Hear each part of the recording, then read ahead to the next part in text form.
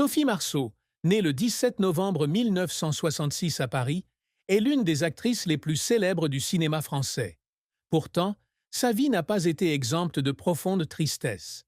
La plus grande tristesse de sa vie ne vient pas de ses échecs professionnels, mais du sentiment de perte et de regret qu'elle ressentait dans sa relation avec ses deux enfants, Juliette Lemley et Vincent Jouavsky, en raison de ses années de carrière chargées et des ruptures amoureuses. Star dès son plus jeune âge, Sophie a souvent été séparée de ses enfants, en raison de son emploi du temps chargé sur les tournages, ce qui lui a donné l'impression de ne pas pouvoir passer suffisamment de temps avec eux et de ne pas pouvoir s'occuper d'eux pendant les années importantes de leur enfance. Juliette, la fille de Sophie avec le producteur Jim Lemley, et Vincent, son fils avec le réalisateur Andrzej Jouavsky, ont grandi au milieu d'une mère devenue une icône mondiale.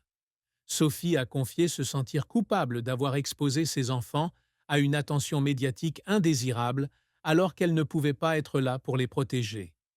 Un moment particulièrement douloureux fut celui où Juliette, 10 ans, demanda à sa mère pourquoi elle était si souvent absente de la maison. Cette question innocente fit pleurer Sophie, qui réalisa que la célébrité et le succès ne pouvaient combler le vide laissé par la maternité. Cette tristesse fut aggravée par la rupture de deux relations importantes dans sa vie. Sa rupture avec Andrzej Jouavsky, de 26 ans son aîné, en 2001 fut un choc immense. Bien qu'ils aient été ensemble pendant près de 17 ans et aient eu un enfant, leurs divergences de vues et les pressions professionnelles les séparèrent. De même, son mariage avec Jim Lemley, le père de Juliette, prit fin en 2007, laissant à Sophie le sentiment d'avoir échoué à fonder une famille stable. Ces traumatismes la laissèrent constamment se demander si elle aurait pu faire mieux en tant que mère et partenaire. De plus, Sophie portait en elle des souvenirs d'enfance. Issue d'une famille ouvrière de la banlieue parisienne, elle a été témoin des difficultés financières de ses parents, Bernard, chauffeur routier, et Simone, vendeuse. Ces années difficiles, si elles l'ont motivée à progresser professionnellement, lui ont aussi laissé un sentiment d'insécurité, comme si elle devait constamment prouver sa valeur. Cette tristesse, combinée à la pression de vivre sous les projecteurs, a parfois donné à Sophie un sentiment de solitude, même entourée de l'admiration du public.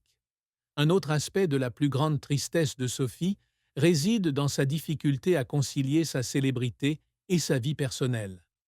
Icône du cinéma français, elle était constamment sous le regard des médias.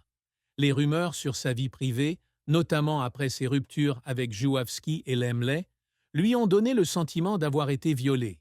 Elle a un jour confié qu'il y avait des jours où elle souhaitait simplement se cacher, vivre une vie normale sans être jugée.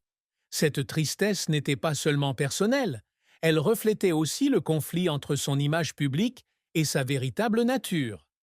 La carrière de Sophie Marceau a été un parcours inspirant, d'une adolescente inconnue à une icône du cinéma français et international.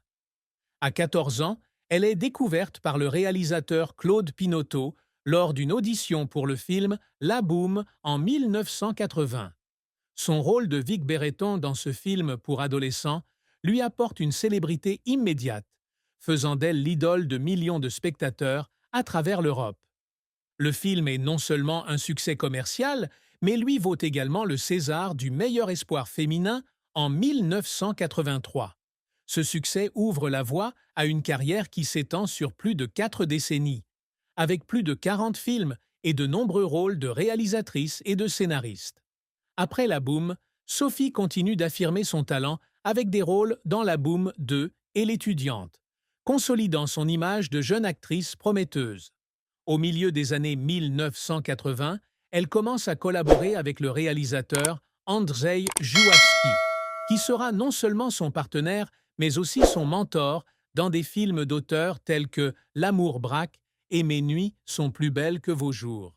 Ces films, bien que n'ayant pas rencontré le succès commercial, lui ont permis de démontrer sa capacité à interpréter des rôles complexes, loin de l'image naïve de la jeune femme de La Boum.